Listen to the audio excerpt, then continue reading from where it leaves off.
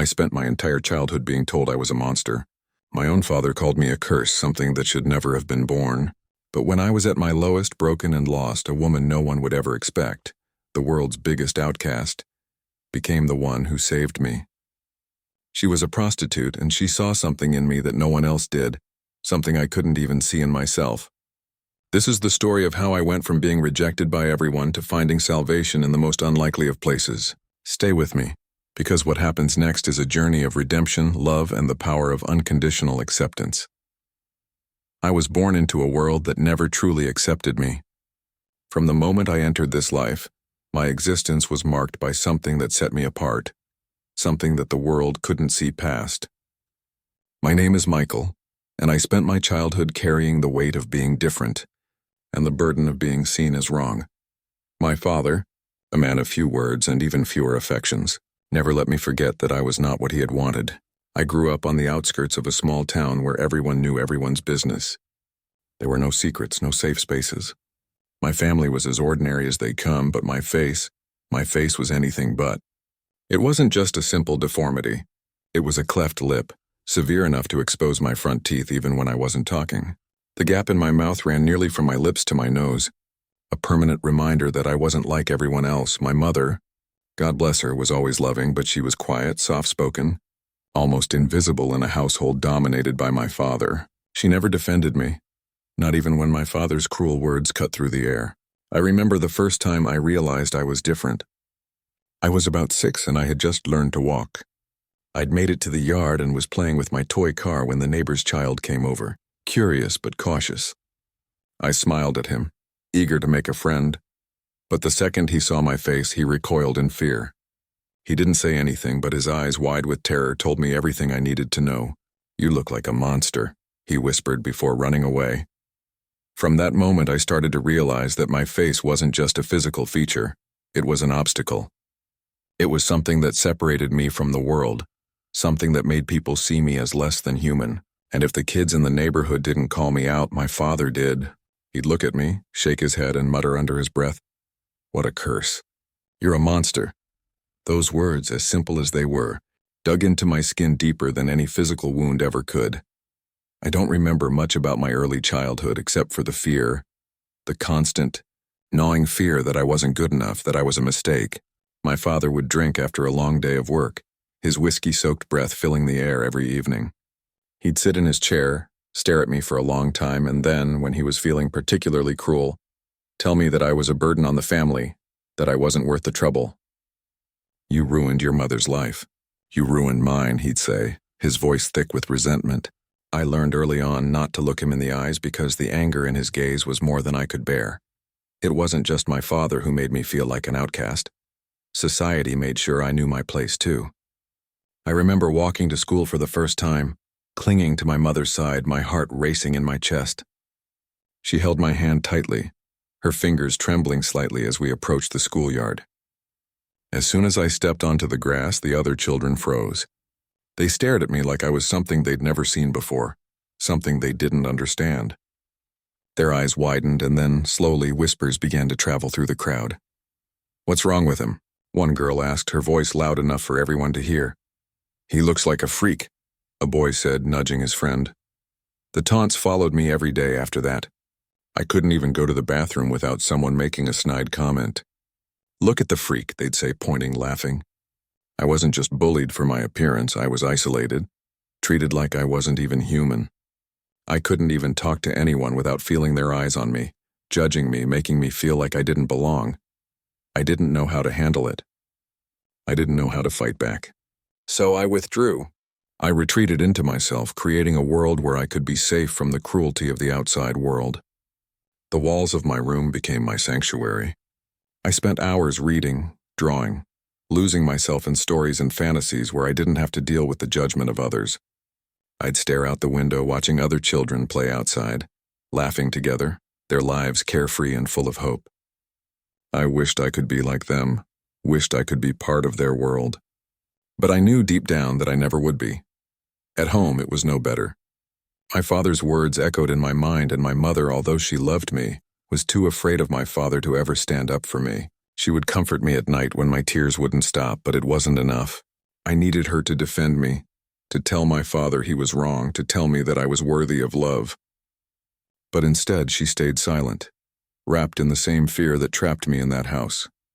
I learned to hide my pain, to bottle up the hurt, because showing it only seemed to make things worse.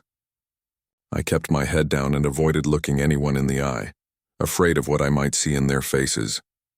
I was nothing more than a ghost in my own life, unnoticed and unwanted, with no real hope of ever being accepted. I was just a child when I realized that my father didn't love me, not the way a father should love his son. I remember the first time I truly felt his disdain. It was a cold winter night, the kind where the air feels like it could cut right through your bones. I was sitting in the living room, playing with my toy cars on the old rug that had seen better days. My father was sitting in his chair, his whiskey bottle half empty, his tired eyes barely focused on the television. The flickering glow of the screen cast shadows on his face, but his gaze was distant, almost like he was somewhere else entirely. I had no idea what he was thinking that night, but I could tell something was wrong. He wasn't angry, not yet, but there was a tension in the air, like something was about to snap. And then, it did. "You know, Helen," he said, not looking at my mother, who was sitting nearby, knitting quietly. His voice was thick with the aftertaste of alcohol, slurring ever so slightly. "That kid of ours, he's not right." I froze, my hands stilling on my toy cars. I wasn't sure if I had heard him correctly, but my mother's response confirmed my worst fear. "What do you mean, Arthur?" she asked, her voice soft, unsure. "He's a freak, Helen. He looks like something out of a nightmare," he replied, his voice growing colder with every word. "God knows what we did to deserve him. A curse, that's what he is. A burden." The words sliced through the room like a knife. I didn't know how to react. My throat tightened, and for a moment I couldn't breathe. My heart pounded in my chest faster and faster as I sat there, frozen.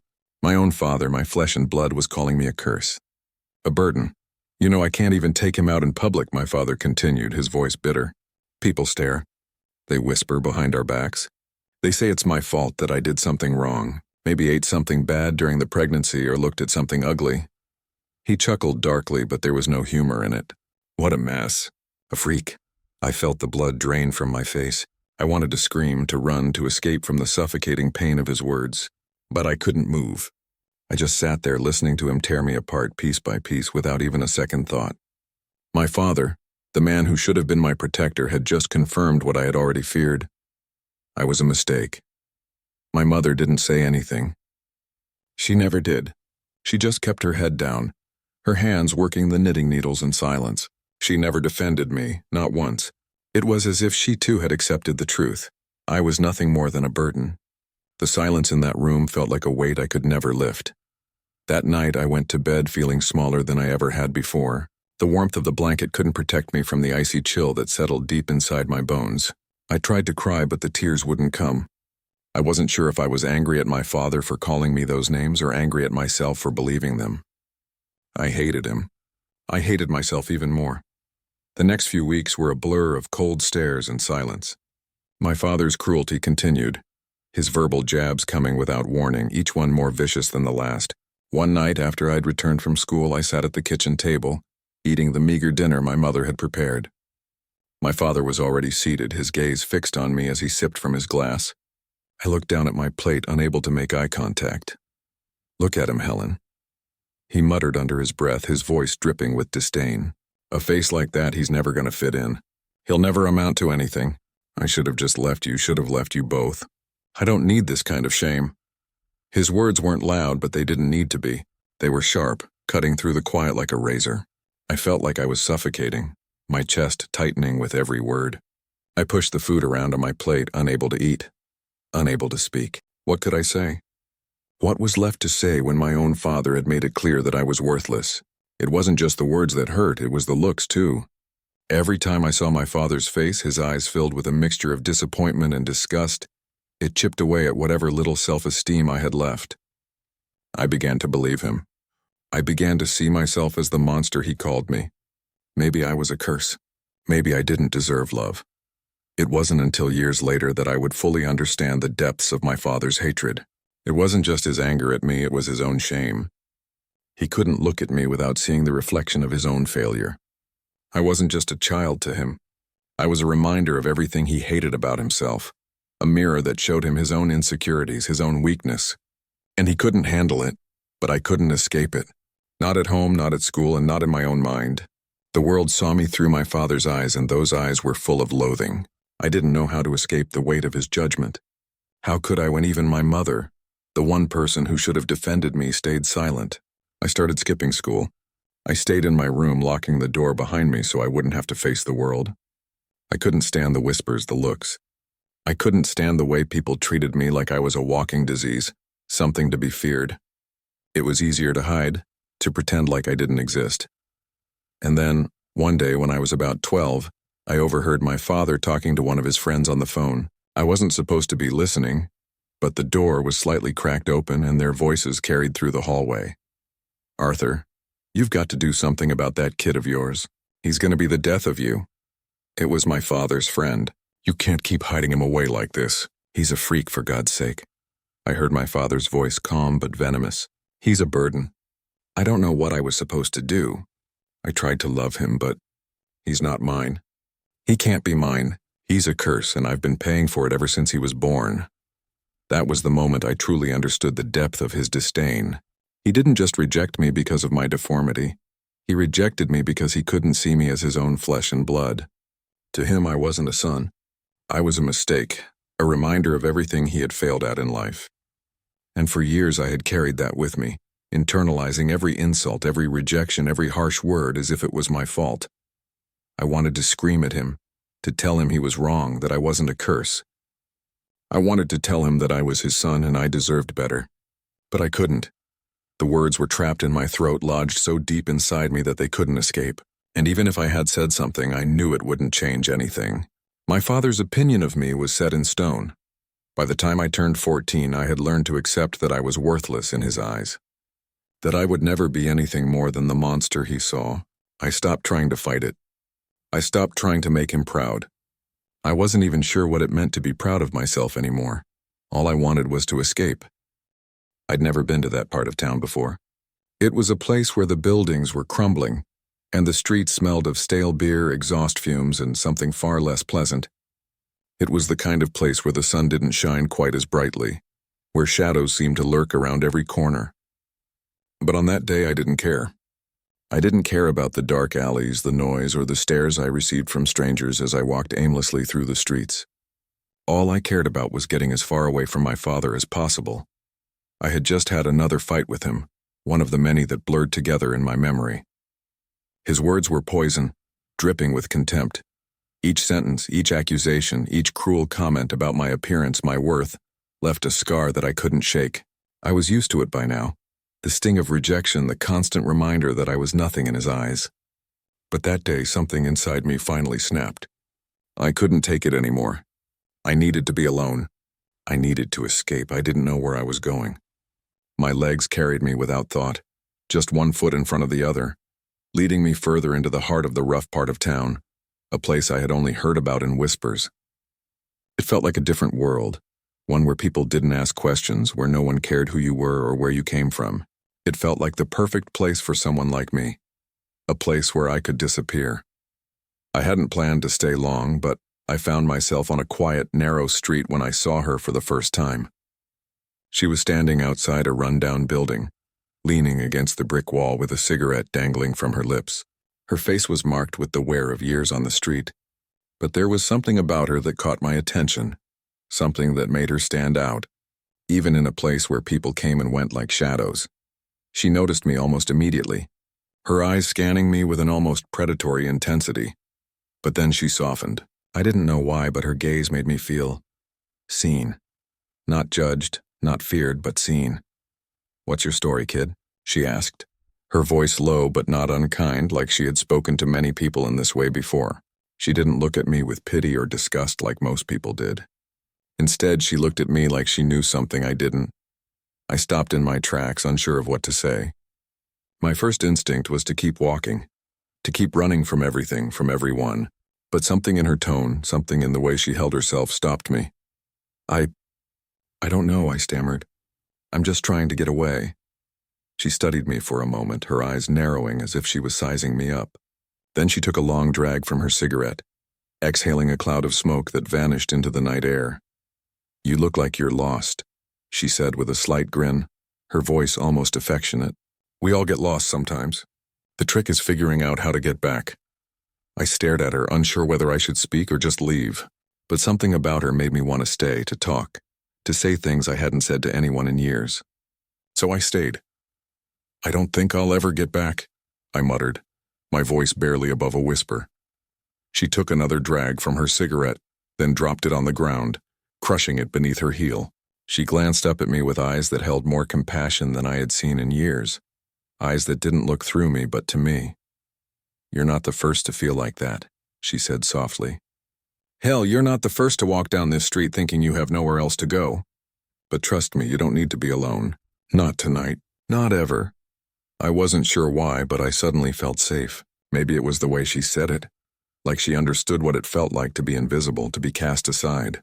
I wanted to believe her. "I'm sorry," I said, feeling a mix of shame and confusion wash over me. "I don't even know why I came here." "Sometimes we don't know why we end up somewhere," she replied with a shrug. "But that doesn't mean we don't belong here. You don't need to apologize. You're not the first lost soul I've come across."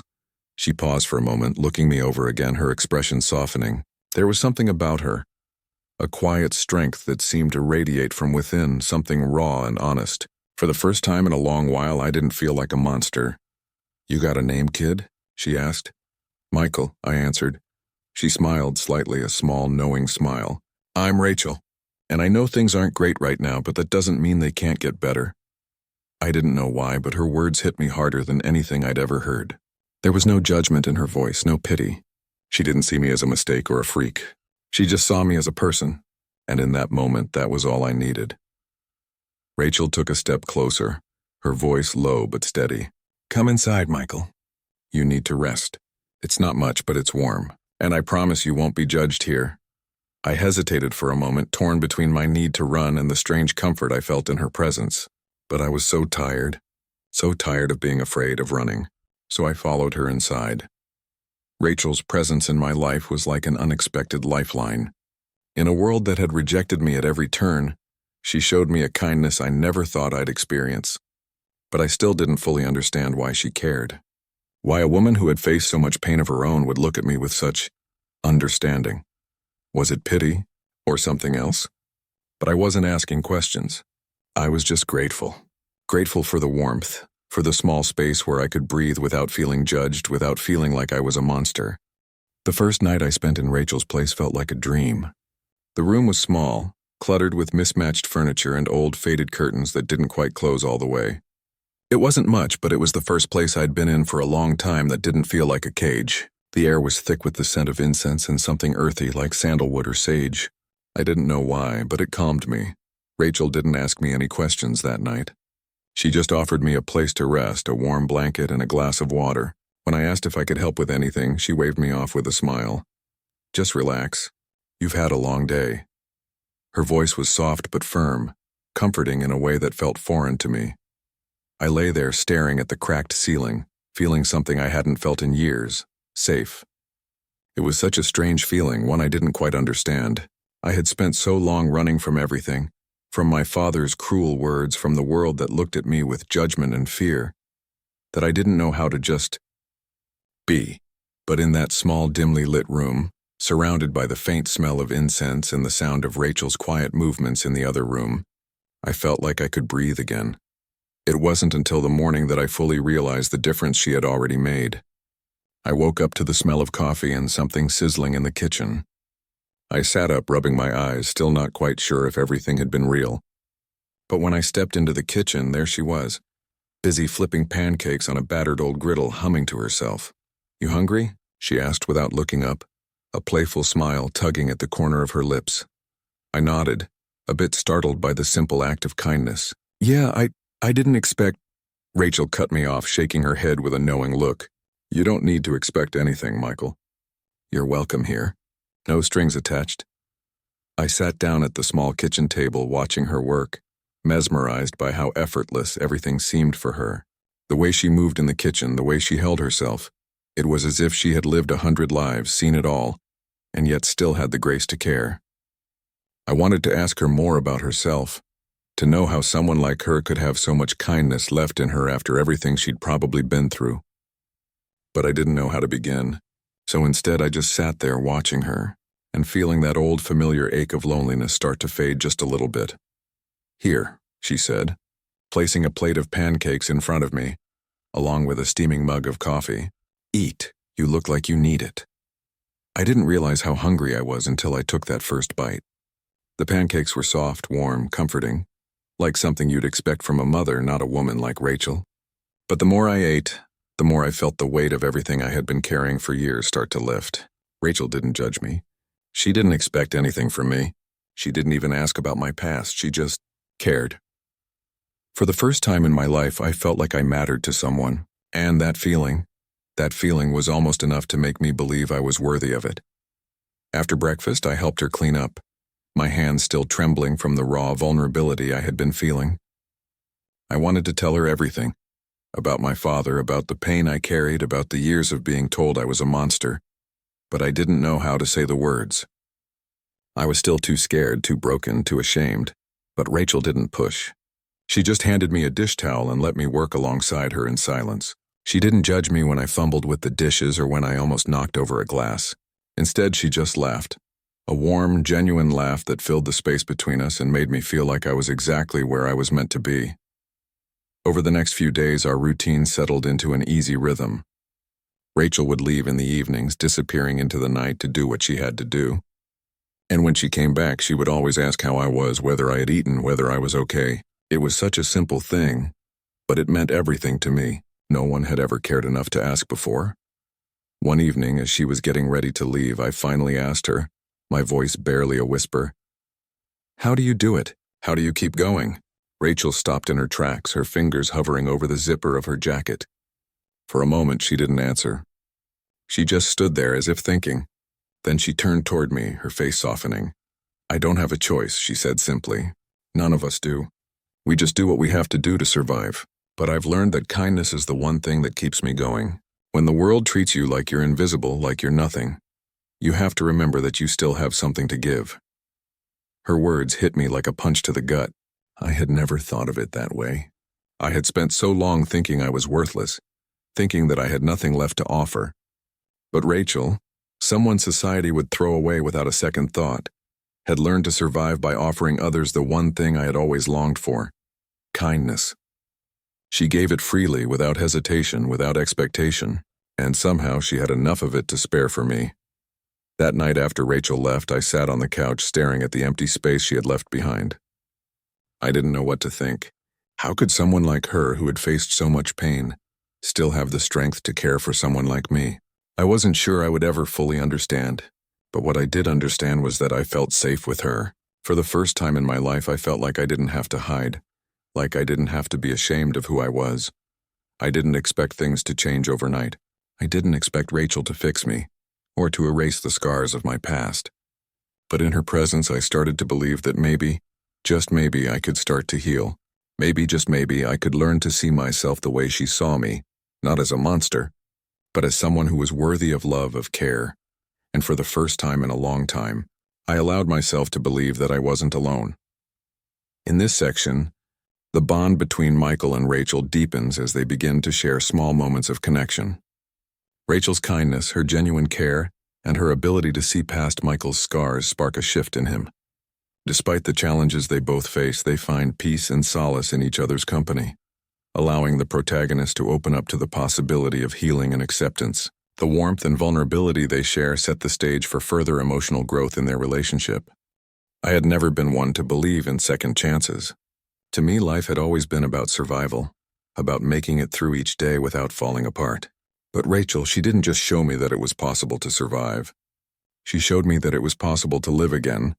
It started slowly, almost imperceptibly. I would wake up in the morning, unsure of what the day would bring, but there was something different in the air. Rachel would ask me how I was, but she didn't just ask it out of politeness. She asked because she wanted to know. She listened when I spoke, really listened in a way that made me feel like my words mattered. I didn't feel like a freak or a burden or a monster anymore. In her eyes, I was just Michael. No labels, no judgments, no harsh words. One morning, as I sat at the table with a cup of coffee, Rachel came into the room after a long night out. She looked tired, her eyes heavy, but her smile was still there, that same soft, knowing smile. She sat down across from me, and for a long moment we just stared at each other. I could see the lines on her face, the wear of years spent in a world that had shown her nothing but cruelty.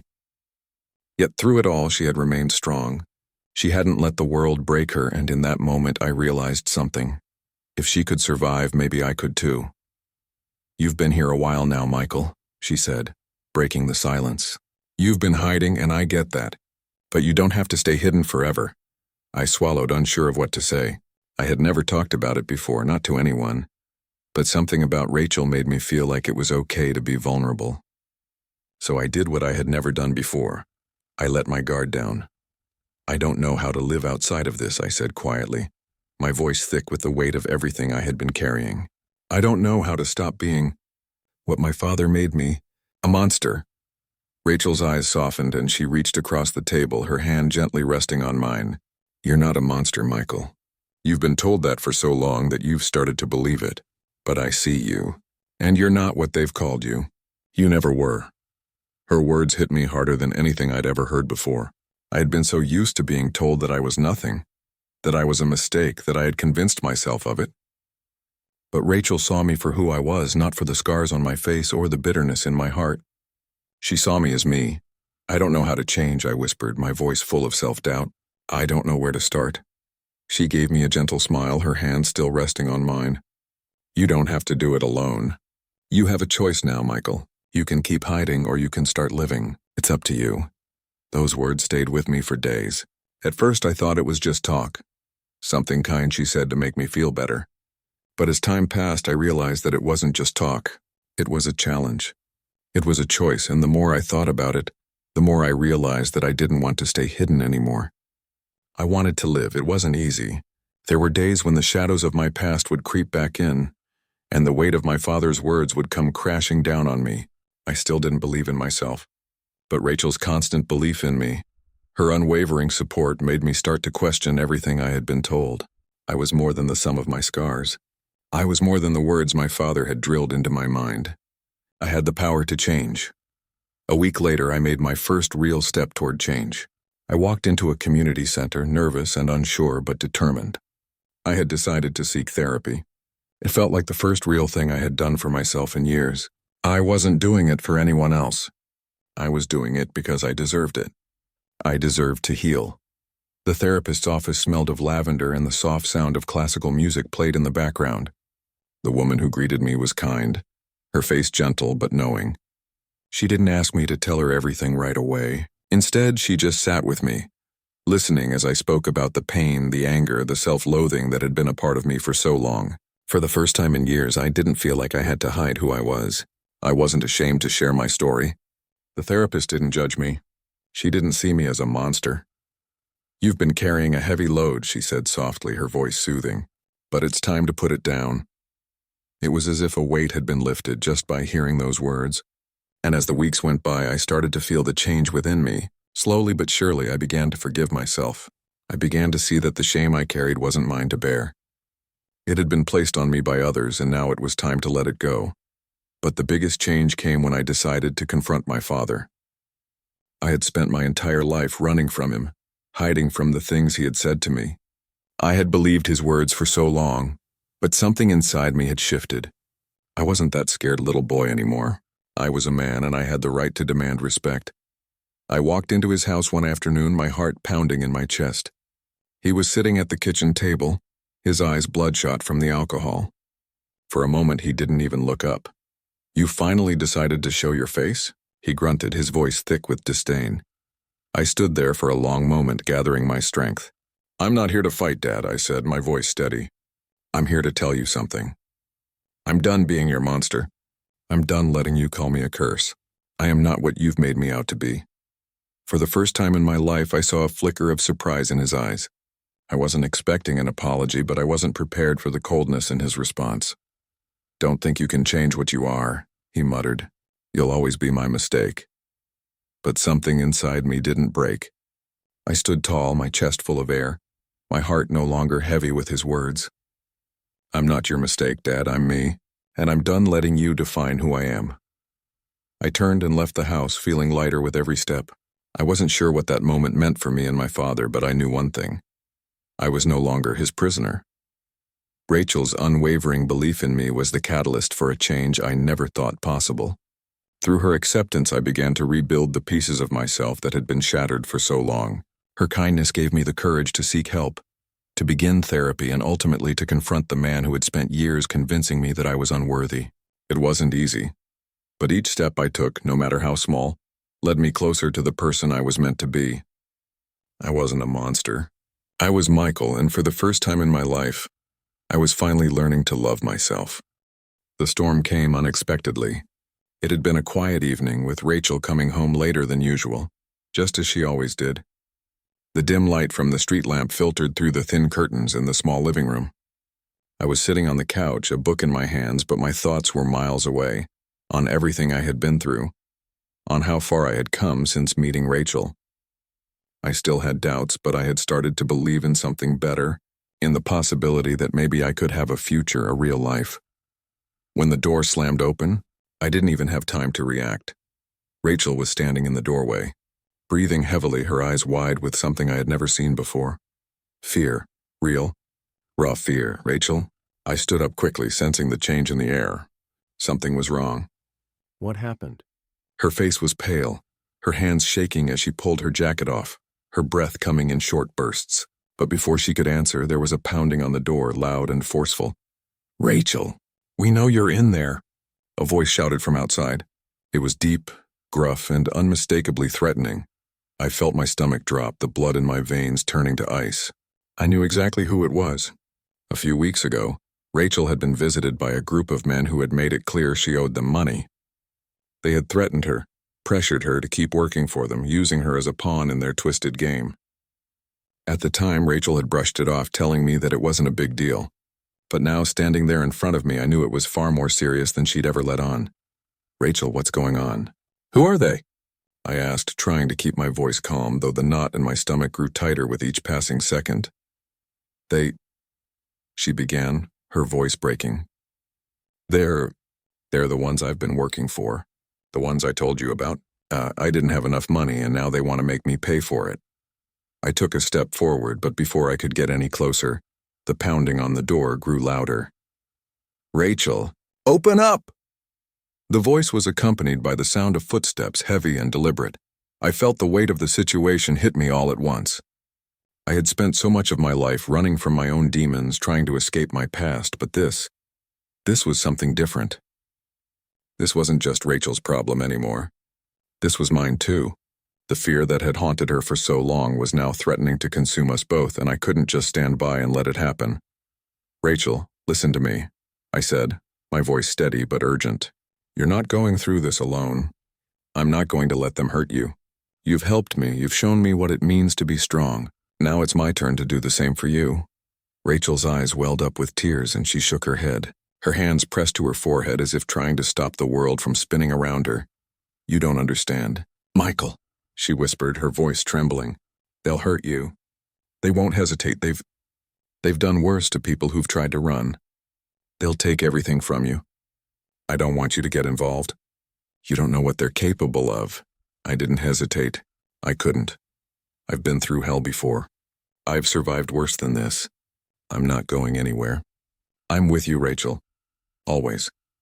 She stared at me, disbelief and gratitude crossing her face in waves. For a moment, she didn't say anything, just let the silence hang between us. Then, almost as if she had made a decision, she nodded. "They'll be back," she said softly, "and they won't leave until they get what they want." A cold wave of fear washed over me, but it didn't stop me. It didn't matter how dangerous they were, how powerful they seemed. I had made a promise to myself when I first walked through her door. I wouldn't run anymore. I would fight for what mattered.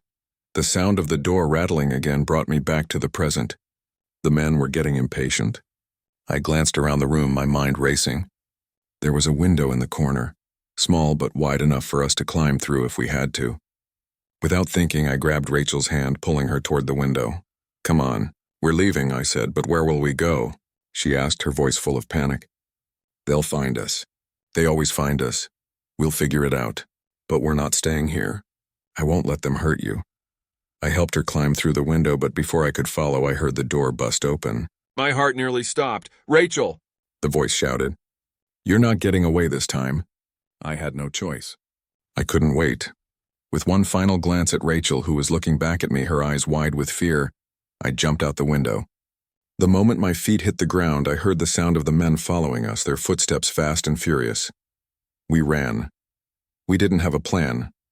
We didn't know where we were going. All we knew was that we had to move fast before they caught up with us.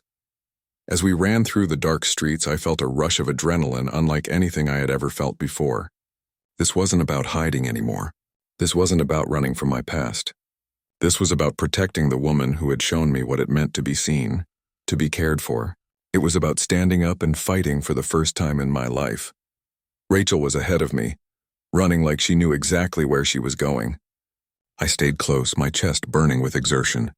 My mind raced, trying to think of a way out, trying to figure out what I could do to stop them. But there was no easy solution. We were on the run, and if we didn't move fast, we'd be trapped. As we neared a corner, I grabbed Rachel's arm, pulling her into the shadows of an alleyway. We crouched low, trying to catch our breath, hoping that they hadn't seen us. You okay? I whispered, my heart pounding in my chest.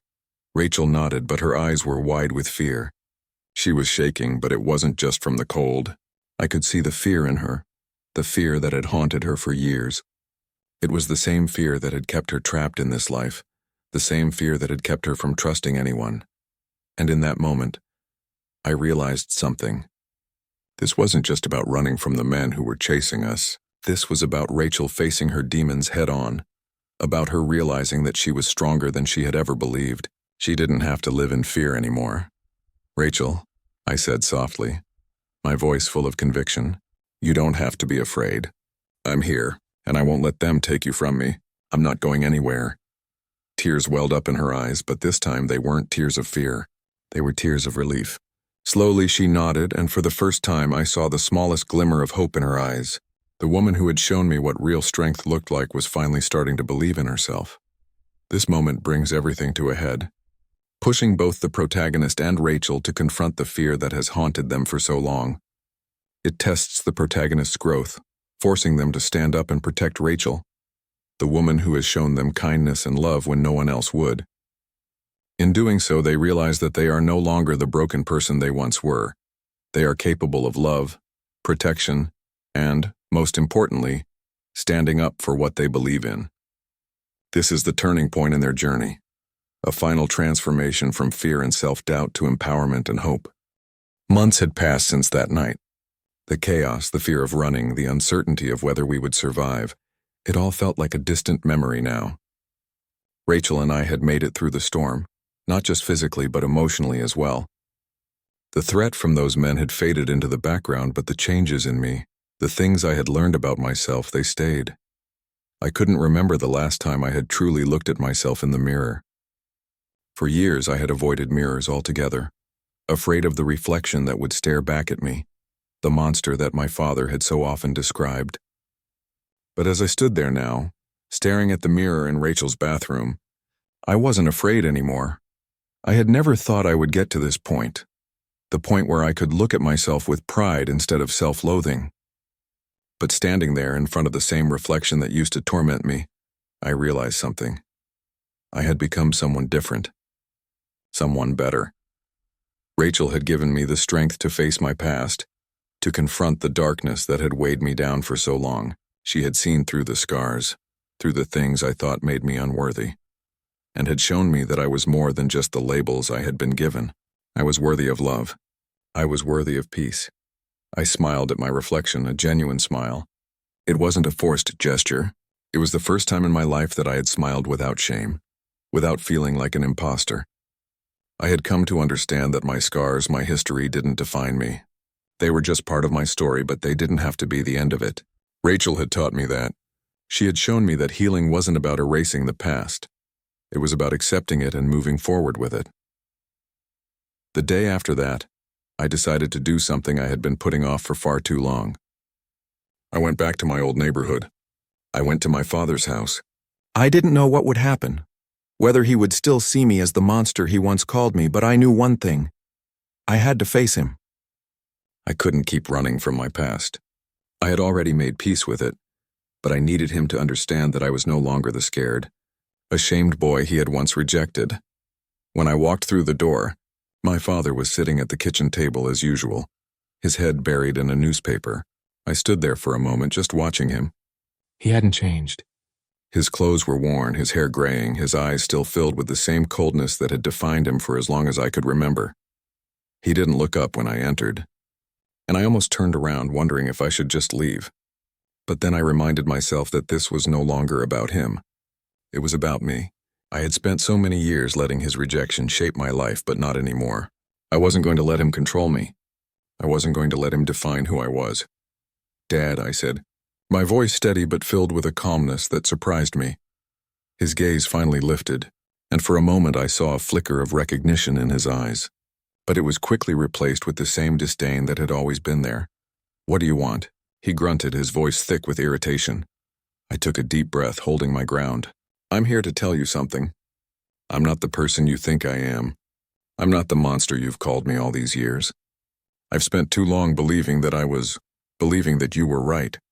But I'm not, and I'm done hiding from it." He scoffed, clearly not understanding. "You think you've changed, huh?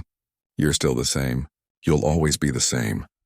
I could feel my anger rising, but I controlled it. "No, I'm not the same.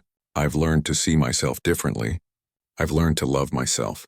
And that's something you never gave me, but it's something I've found on my own." He didn't say anything. He just stared at me, his face expressionless. But I didn't need him to understand. I didn't need his approval. "I'm done," I said, my voice softening but firm. "I'm done carrying the weight of your words. And I'm done letting you control my life. I'm not a monster. I never was. And it's time I let go of the past." With that, I turned and left. It wasn't a dramatic exit. I didn't need to make a scene. I didn't need to convince him of anything. I had already convinced myself. The days that followed were filled with small but meaningful changes.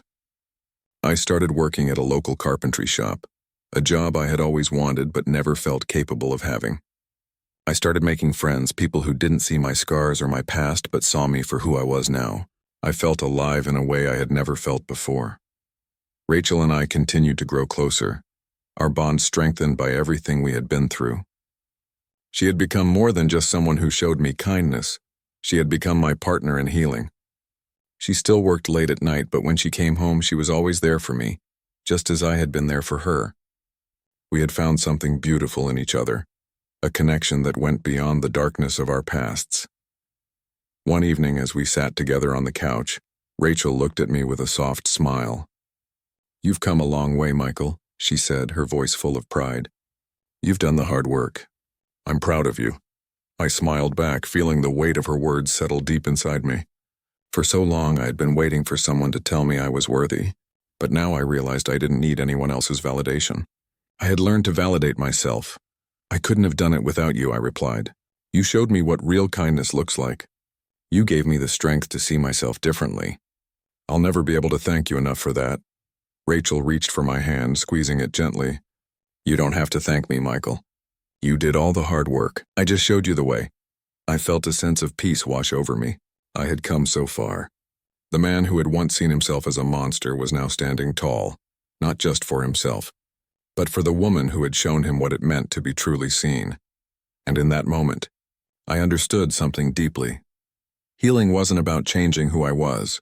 It was about accepting who I had always been and embracing the strength that had been within me all along. This was my final transformation. No longer weighed down by the past, no longer bound by my father's rejection, I had found a sense of peace and self-worth that I never thought possible. Through Rachel's kindness, I learned the power of forgiveness, not just toward others, but toward myself. I had healed, and I was finally free to live the life I had always deserved. And as I stood in front of the mirror, looking at the man who had once been lost, I saw someone I could be proud of, a man who had finally learned to love himself. This story has been one of redemption, healing, and transformation. From a life overshadowed by rejection and pain, to one built on the foundation of love, kindness, and self-acceptance, we've seen how even the deepest wounds can begin to heal when someone truly sees us for who we are. Rachel didn't just change my life.